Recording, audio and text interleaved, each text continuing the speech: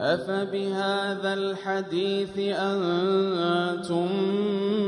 مدهنون وتجعلون رزقكم أنكم تكذبون فلولا إذا بلغت الحلقوم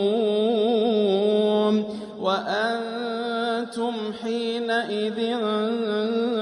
تنظرون فلولا إذا بلغت الحلقوم وأنتم حينئذ تنظرون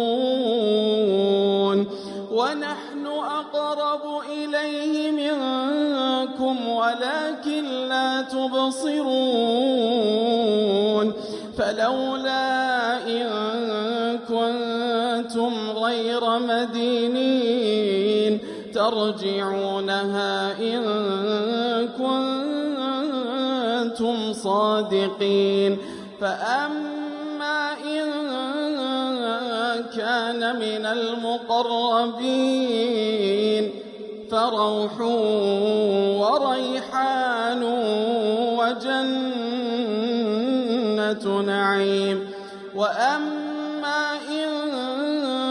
كان من أصحاب اليمين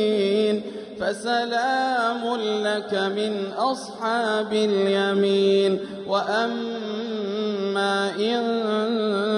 كان من المكذبين الضالين فنزل من حميم وتصلية جحيم إن هذا لهو حق اليقين فسبح باسم ربك العظيم.